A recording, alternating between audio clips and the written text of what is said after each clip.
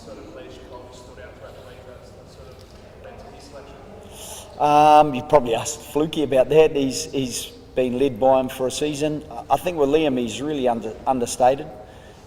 He's a leader in a Super Rugby team anyway, and so he's got that leadership experience. He was identified by the players as a natural leader in the group.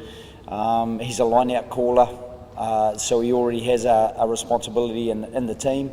Not that he calls all the line-outs, but it's one of the things that he contributes to. So I think what all the coaches liked about Liam is, he doesn't really say that much. He just gets on and gets the job done really well. So that's probably it in a nutshell. Do you sound about the players?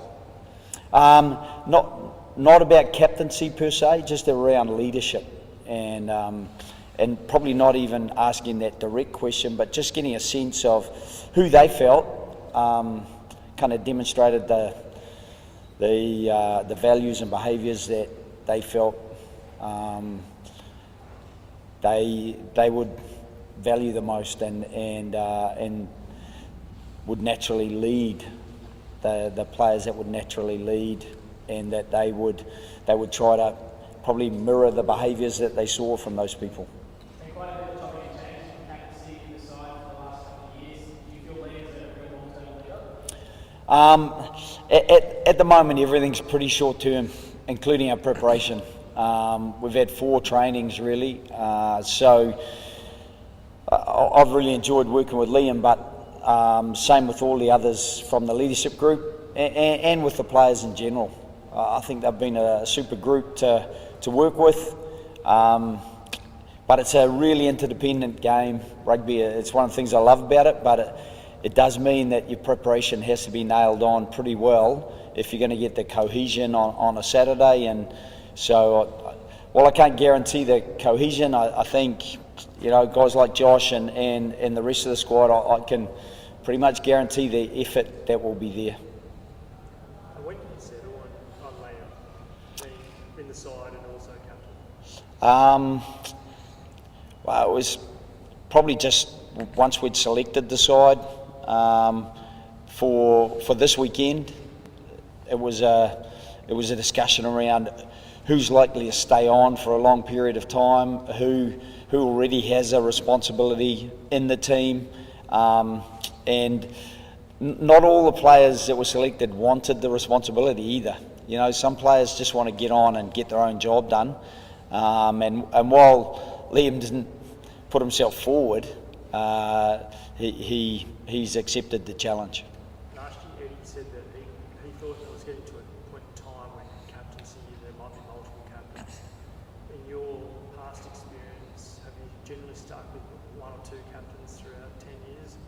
And do you see perhaps the future being not so much one captain for 50 tests? Yeah, it's a difficult one to answer, to be honest, because I would have had 2 captains in 7 years with Ireland, but inevitably there were other guys who guys wouldn't be available, and so guys like Pete O'Mahony and Johnny Sexton, those guys in between the Paul O'Connells and Rory Best that were long-term skippers. So you're always going to have a little bit of undulation in that leadership because of availability or selection on a particular test match. So we're just kind of at the moment trying to take it step by step, and that was the first step, was to get the selection, and then to get someone within the selection who already had a leadership role, wasn't going to feel uncomfortable or distracted by the role, and it was a confidence we had in Liam as well. Can you just talk to the overall team and the mix that you went with, a reasonably experienced starting team, I suppose, but then quite inexperienced bench? Can you just talk to the selection in general? Yeah, we were trying to get balance in a whole lot of ways, and some of it is around guys who already have a relationship in their Super. So we've got Tate and Tom coming off the bench. They've got a really good relationship. You got Hunter and Josh in the middle of the field. So there's a few combinations like that. Andy Callaway and Tom Wright have played a bit together in a gold jersey, and I think Filippo for us, he's really versatile. So he's a really good coverall for us, starting on the wing but being able to cover other positions. Up front, again, we've got a real mix. We've got some experience with some huge experience with slips up front, and at the same time, Taniela's been there often enough, but Matt's not so much. At the same time, Matt has been in the Wallabies recently and is quite comfortable there. Lucan and Jeremy Williams, one making their debut, one with some experience, and then the back row with some pretty good experience off the bench. What we're hoping to get out of the bench is that individuals who come on, they come into some experience around them.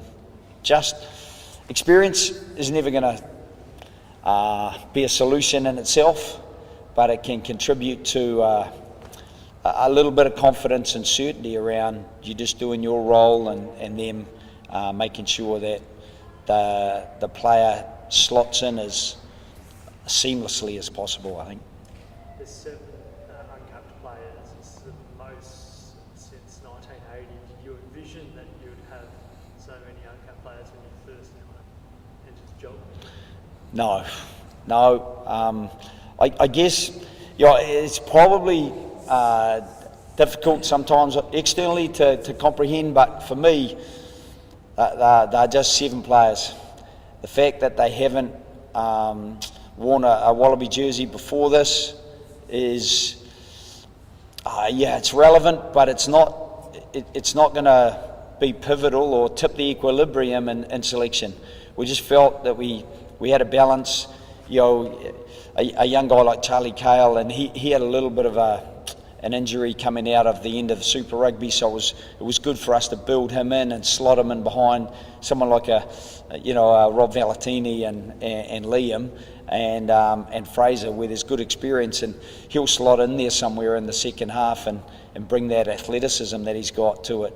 As I said, with Tate and Tom up front, I think the leadership at the back end of the game, having someone like Alan Alatoa, particularly when you've got someone like Isaac Kailea.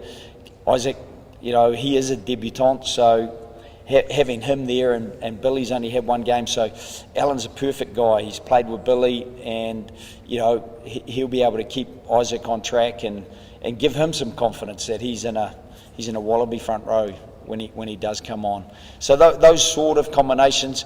Angus Blythe has really impressed us. He's a big fella, Angus, and I think building him forward, he's been so enthusiastic in everything he's done, and there's a real contest in that second row area. I think you will see probably a couple of different combinations over the next couple of weeks, so that we kind of find out where they all sit amongst each other. You've had such a limited time with the playing group, so what tipped it for you with the guys that you've chosen? What were the key things you were looking for this week? I think some of that super connection and some of that balance, as I was explaining, with the guys coming off the bench, bringing those young guys on with them, and then slotting in amongst experienced guys, hopefully some of the guys that they already know anyway.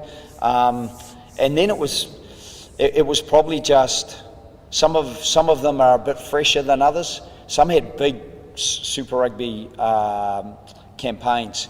Ryan Smith was super in camp, but he played so many minutes, and he has so many match involvements when he plays. Everyone's minutes don't look the same.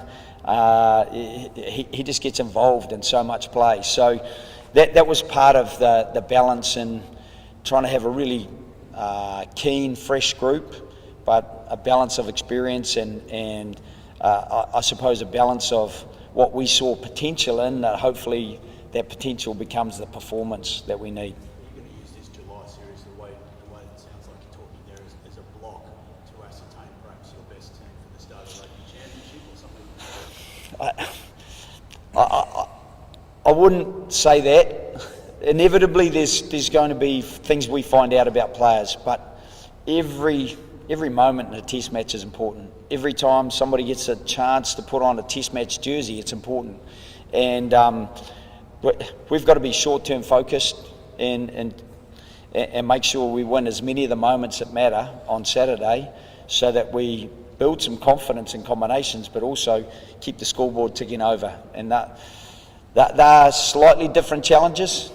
You know, the scoreboard always helps confidence if it's going in your direction.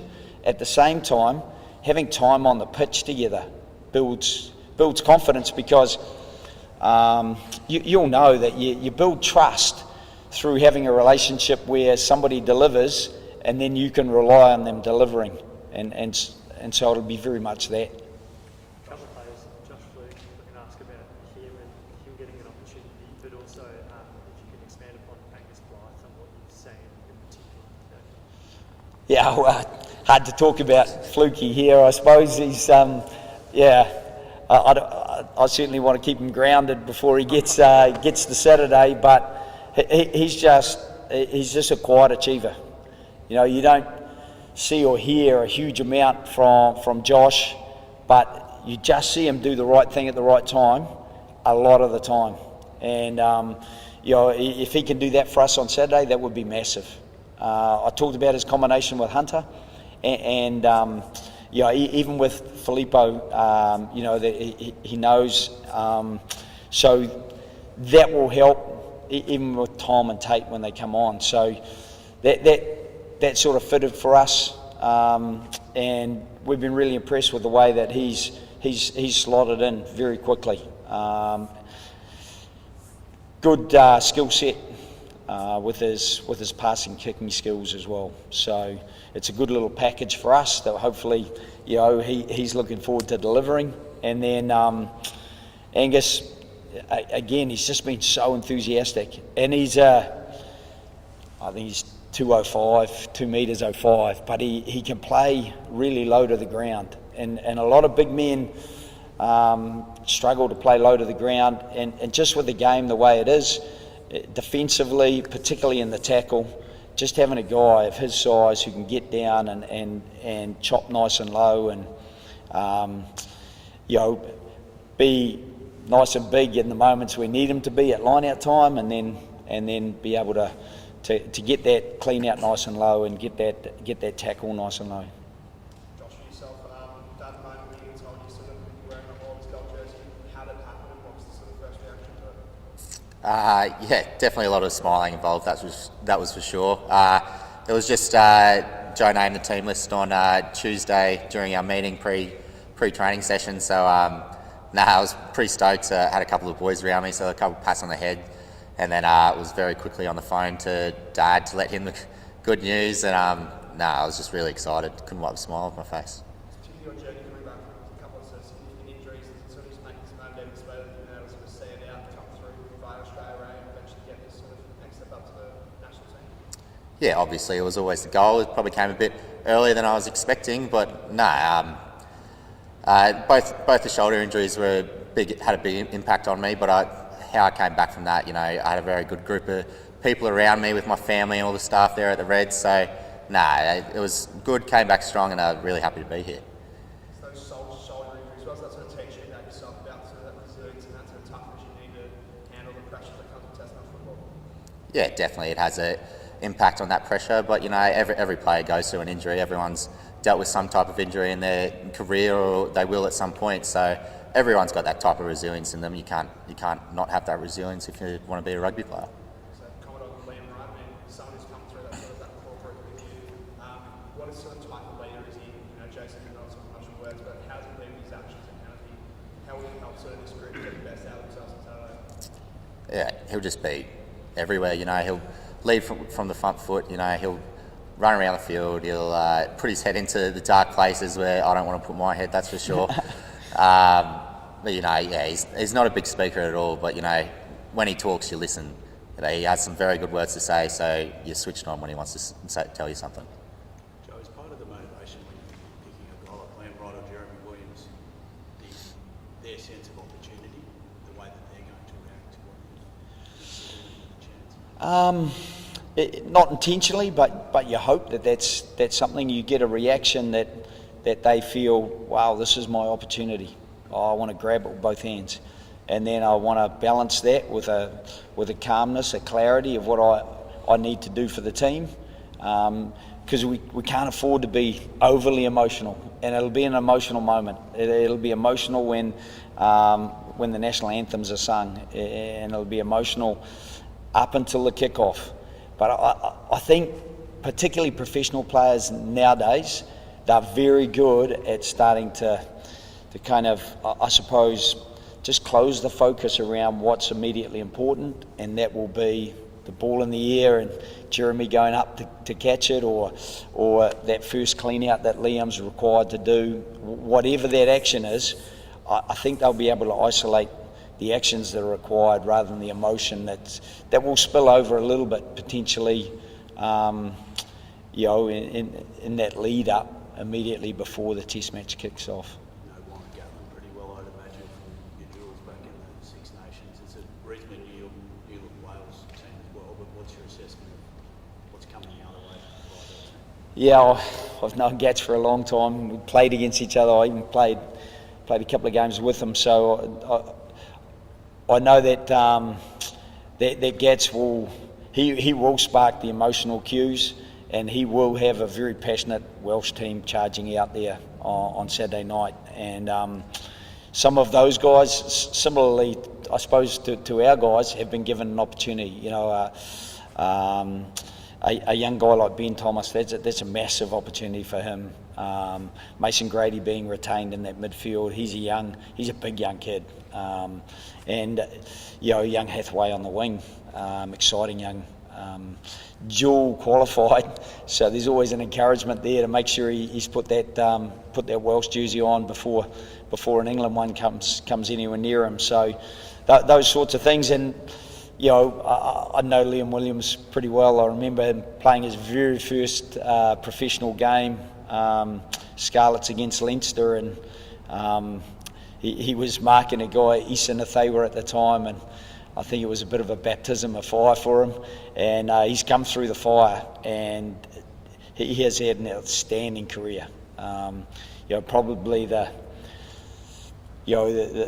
highlight I remember of Liam Williams was the Lions 2017, where he sparked a try from virtually from his own goal line, in that first test against the All Blacks. So he's had some fantastic moments.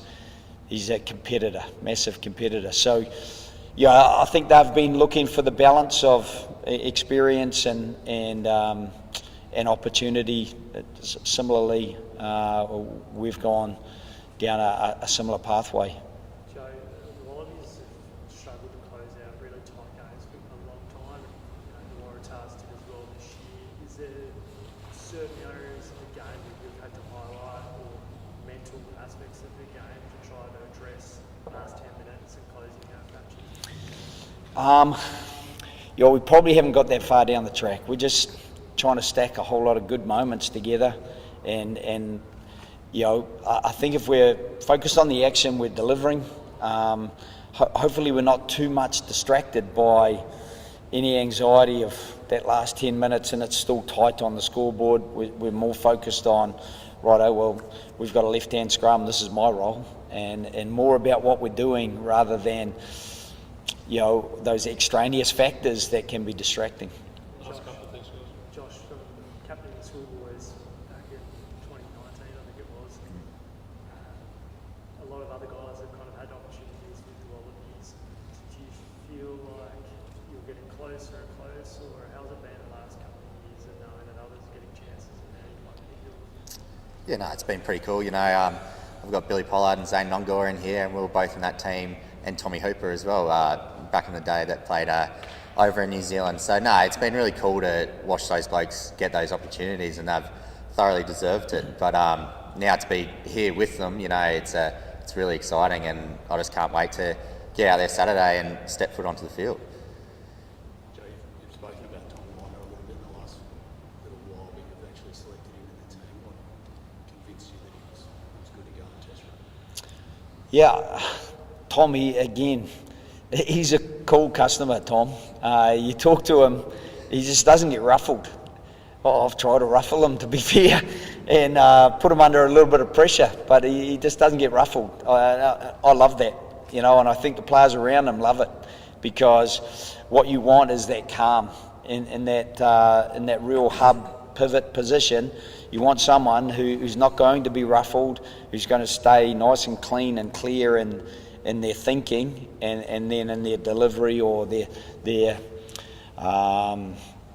whatever they're required to do, either side of the ball. And I know I've spoken about his courage before, and I don't have any doubts about him stepping up there. They will bring a big direct midfield carry at us. They'll get Aaron Wainwright running off things and running down channels. And Tom is the sort of guy who'll go, well, he won't say anything.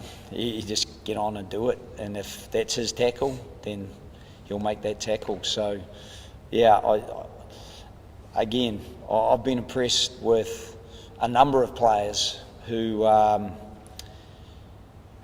able just to stay focused on what needs to be done rather than getting ruffled or distracted by things that they can't really control anyway. They can only influence what's immediately in front of them. Sorry to run you through every single player. Would Jake Gordon be in that same mould, certainly disappointing you with the task, but got him at Yeah, Jake again, he's probably just had the sharpest of the pass of the three guys so far, and he's got that really nice long kicking game, high kicking game, and those are elements that I think we can make use of. Particularly, we looked earlier at you can't tell Sydney weather early in the week, so we had a look and it looked like it was going to be rain, but now it's saying sunny, so it's probably going to be rain. So we're 48 hours out and things fluctuate a lot. What we don't want to fluctuate is whatever does turn up, we turn up with the right sort of armoury, and we just felt Jake had the right sort of armoury for us to kick the first test off with. Thanks, guys. Appreciate it.